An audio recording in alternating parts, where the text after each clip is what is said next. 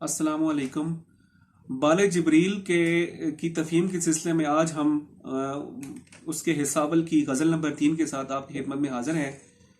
تو پہلا شعر یہ ہے کہ گیسوئے تابدار کو اور بھی تابدار کر، گیسوئے تابدار کو اور بھی تابدار کر، ہوش و خرد شکار کر، قلب و نظر شکار کر۔ گیسوئے تابدار یعنی خمدار یا بل کھائی ہوئی زلفیں، ان زلفوں کو اور بھی تابدار کر یعنی اور بھی بل دے، ان کے پیچ و خم کو اور بھی زیادہ کر، اور میرا ہوش، میری خرد، میری عقل، میرا دل یعنی قلب، میری نظر یعنی میری نگاہ، سب کو زلفوں کے دام سے شکار کر، یعنی اپنا جلوہ دکھا کر میری ہر شے اپنے قبضے میں لے لے، تاکہ میں دنیا و مافیہ سے بیگانہ ہو کر تیری ہی ذات میں فنا ہو جاؤں۔ غزل کا اگلا شعر ہے دوسرا۔ عشق بھی ہو حجاب میں، حسن بھی ہو حجاب میں، یا تو خود آشکار ہو یا مجھے آشکار کر۔ بھلا یہ بھی کوئی بات ہے کہ عشق بھی پردے میں رہے اور حسن بھی بے نقاب نہ ہو؟ تو حسن ہے تو اپنے چہرے سے پردہ اٹھا کر ظاہر ہو جا، یا پھر مجھے ظاہر کر دے۔ اللہ تعالیٰ کو کوئی انسان بھی براہ راست نہیں دیکھ سکتا۔ لا تدرک الابصار، کوئی نگاہ اس کو نہیں پا سکتی۔ اللہ کو ہم صرف اس کی نازل کردہ وحی یعنی قرآن سے پہچان سکتے ہیں۔ اس کا مطلب یہ ہو سکتا ہے کہ قرآن کا درست مفہوم مجھ پر کھول دے، تاکہ میں اہل عالم کو تیرا صحیح مقام بتا سکوں۔ یا تو اگلا شعر ہے کہ تو ہے محیط بے کراں، میں ہوں ذرا سی آبجو۔ تو ہے محیط بے کراں، میں ہوں ذرا سی آبجو، یا مجھے ہم کنار کر یا مجھے بے کنار کر۔ تو ہے محیط بے کراں یعنی تو وسیع سمندر ہے جس کا کنارہ کہیں نہیں۔ میں ہوں ذرا سی آبجو یعنی میں چھوٹی سی ندی ہوں۔ یا تو مجھے ہم کنار کر یعنی مجھے اپنی ذات میں فنا کر دے، یا مجھے بے کنار کر یعنی مجھے بھی اپنی طرح ایک بے کنارہ غیر محدود سمندر بنا دے۔ میں چاہتا یہ ہوں کہ میری خودی بھی قائم رہے اور تیرے رنگ میں پوری طرح رنگا بھی جاؤں۔ اگلا شعر ہے کہ میں ہوں صدف تو تیرے ہاتھ میرے گوہر کی آبرو۔ میں ہوں صدف تو تیرے ہاتھ میرے گوہر کی آبرو، میں ہوں حذف تو تو مجھے گوہر شاوار کر۔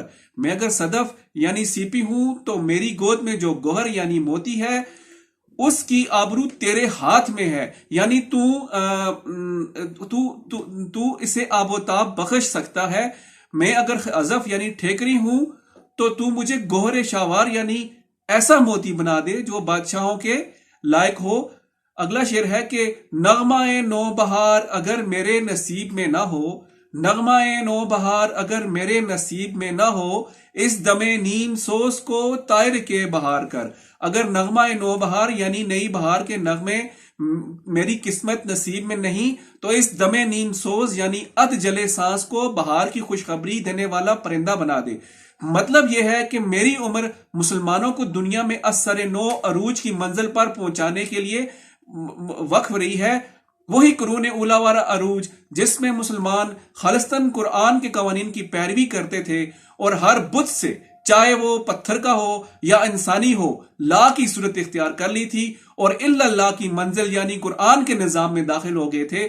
اگر باری تعالیٰ میں اس عروج کی بہار تک زندہ نہ رہ سکا تو اپنے لطف و کرم سے ایسی صورت پیدا کر دے کہ میرا وجود دور عروج کی تمہید بن جائے۔